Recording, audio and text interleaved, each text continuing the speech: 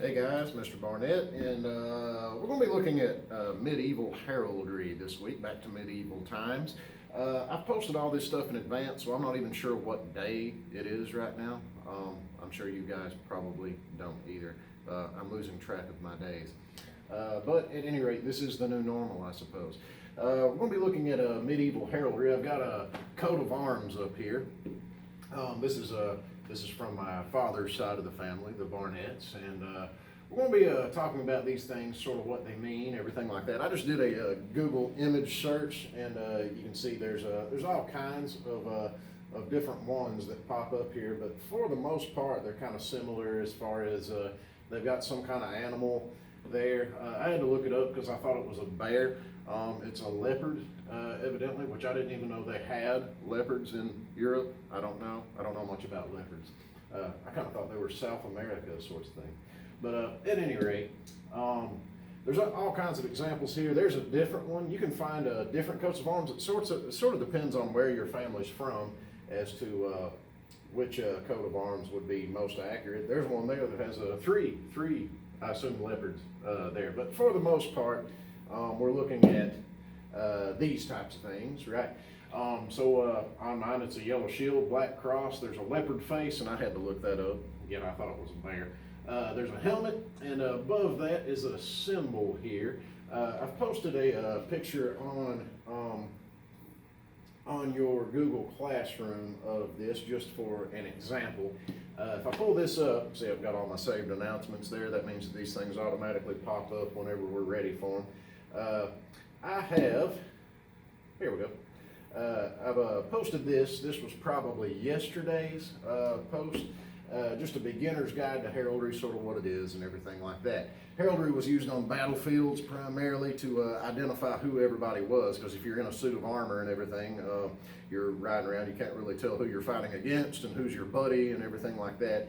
So you'd have a herald. A herald was a guy who sort of rode alongside of you, and he had a flag with your coat of arms. Sometimes they wore big long capes that had your coat of arms on there, and he was your messenger, right? You could send him to deliver messages to somebody else, and because of all the symbols and everything, people knew, well, there comes a message from my buddy John or whatever, because of the symbols and everything. They all meant something. There were noble people. People of noble birth had coats of arms, things like that, because you had to be like a knight or a lord, something like that. Nowadays, you can go on the internet and everybody has a coat of arms. All right, most of them aren't real. I don't even know if mine's real. It's probably not. But most of them were invented in the 1800s to sell to tourists who came to England, things like that. They opened up little shops and they just made up some coats of arms, things like that for different families. Vast majority of us do not have a real one because we're not from noble families. At any rate, I assume mine are probably fake. I don't know. But at any rate, the symbols that are used, even in the fake ones, are very much real. So this week we're going to be interpreting some symbols from some coats of arms. Let's see. This poster right here I put up, and the first assignment, it's going to be due April 6th at midnight. I've got my coat of arms right here that you can click on. There we go. Right. Again, I've got a gold shield with a black cross and a leopard face and a helmet and a fleur-de-lis is what that thing is called. It used to be on the New Orleans Saints helmets. I don't know if it still is or not. So I didn't know what those things were called. I had to Google New Orleans Saints helmet or something like that and figure out what the thing was called before I could even look it up. But there you go. Right. What I have done with that is this assignment sheet, which you guys will be doing a couple times. I know it's probably tiny little behind me, but it lists what family surname, which is your last name that you're looking into, which mine was Barnett, some colors used, what the symbolic meaning of those colors is. If there's any kind of plants, sometimes you'll have like an oak tree or I was trying to think of weird plants that somebody's had poison ivy on it. So anyway, the plants are all symbols for things. Mine didn't have any plants, so I just said there weren't any on mine. That's fine. Animals. So I did have to look it up because I thought it was a bear, but it's a leopard head, and what that means. Some religious symbols, which I didn't think there were any religious symbols, but that X is actually a St. Andrew's cross. It's a like a cross, but it's turned, right? So it's not an X, it's a cross. So I had to look that up on just kind of Google X on shield, something like that, and it led me to a Wikipedia page, and I looked around and everything else. So that ended up being a religious symbol, and I put kind of what it means. Right, and then the fleur-de-lis and a helmet for the other objects, and I put what those things mean symbolically and everything like that. And down here it says if there's anything else, weird stuff that you don't immediately see and don't really fall into a certain category, and then any other websites that you might use. And there are some weird stuff on some coats of arms. I had somebody had a chicken leg. It was like not a cooked chicken leg, but just like a chicken claw, right? So they had to look up chicken claw somewhere and find it and figure out what that meant. Swords and body parts. I had somebody had a severed head on theirs one time, kind of neat.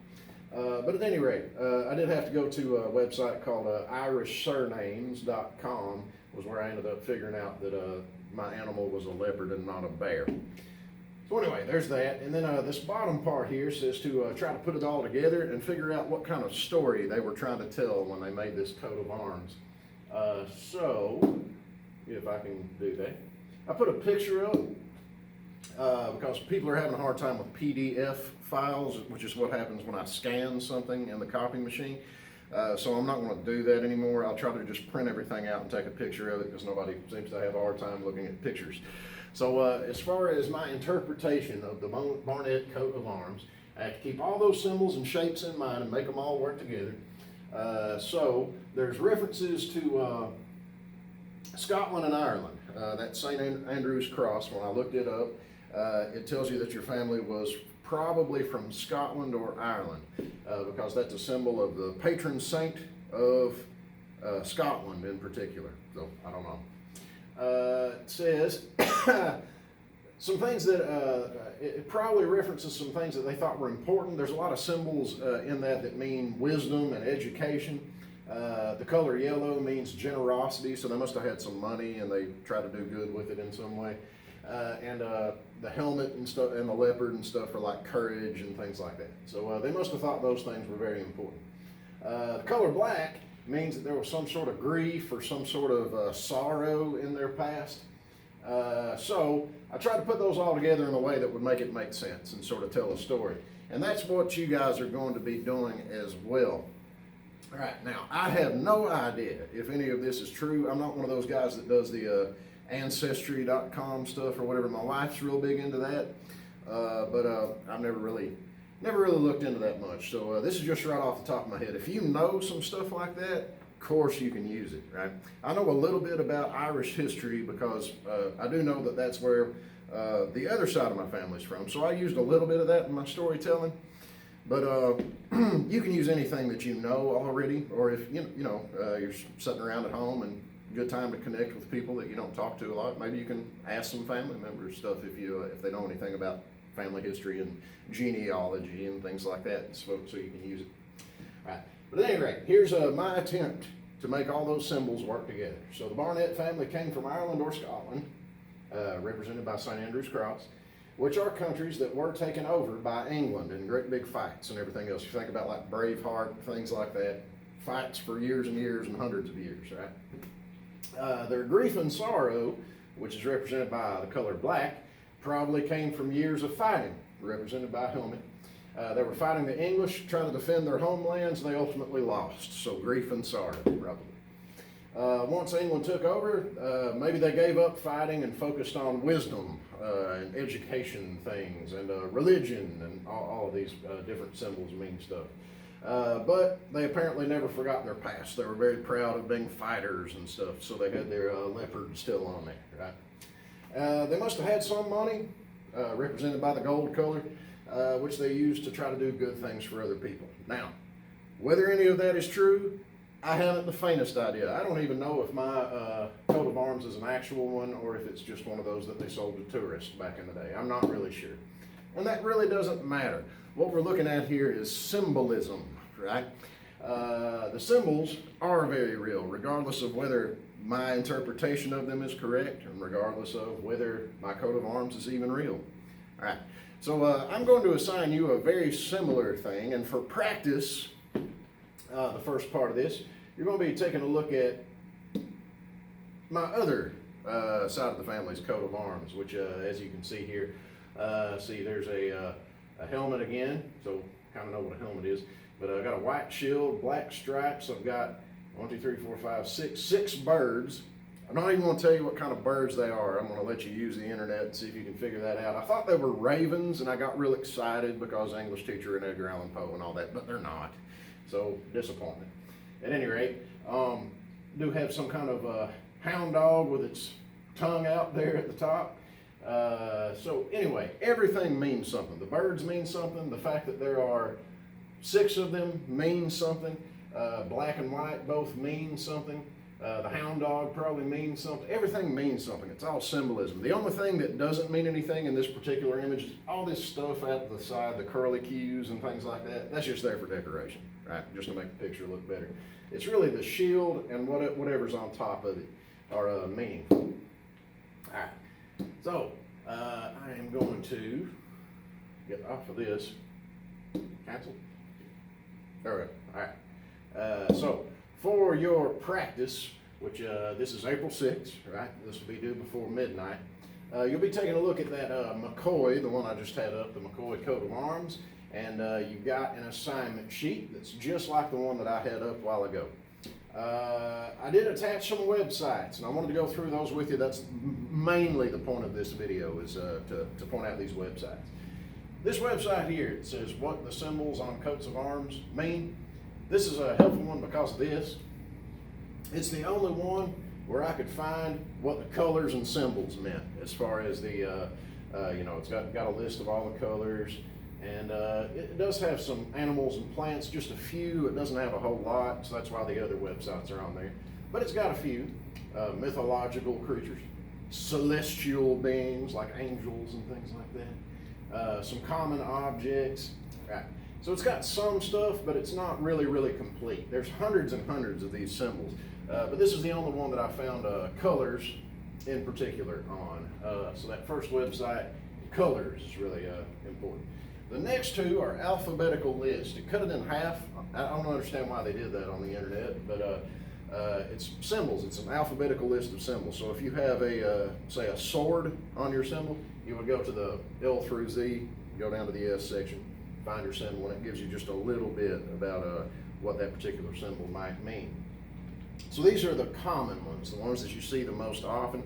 I also put this one because last time we did this, I had some people that came up with some weird stuff on their coats of arms. This one has weird stuff on it, right? So these two are, this one's mainly for colors. These are your major common symbols, and this one's weird stuff. And by weird stuff, I really mean weird stuff. If I can get it to load here, I've had some internet problems today. Hopefully it'll go. Maybe it won't. It did a while ago. At any rate, it's got, oh, there it is. Okay. It's got weird stuff. So, yeah, there you go. I can't think of much weirder than that. It's a donkey head on a camel body. So if you come up with a donkey head on a camel body, there it is, and that's what it means, right? And there's lots of weird ones on here. See, there's an ant, right? Things you might not think about being on a coat of arms. There's a monkey with looks like some kind of saddle on it. I don't know. Yeah, some arms without armor on, arms with armor. Anyway, weird stuff on that website, and that's the purpose of it being on there. So you'll most likely find whatever's on your coat of arms on these first 3. But if you don't, that one has odd stuff on it. So you might need to look at that. All right. Now, we're going to be starting off with you looking into the McCoy coat of arms this week. And as we go on, tomorrow you'll be looking into your own coats of arms, as far as could be any side of the family. I've got Barnett on one side, McCoy on the other, but within those I also have, my grandmother's maiden name. I've got, my say my grandmother's sister's married name, things like that. I've got all kinds of last names you can look into. So tomorrow you'll see this go off, and I'll be looking for you to do 2 real coats of arms, right, as far as interpreting them and everything else. So today is my McCoy side one for practice, right, and tomorrow will be 2 of your real family's coats of arms to look into and interpret. Last but not least, the writing assignment this week. Of course, it's going to be a writing assignment because it's English class, right?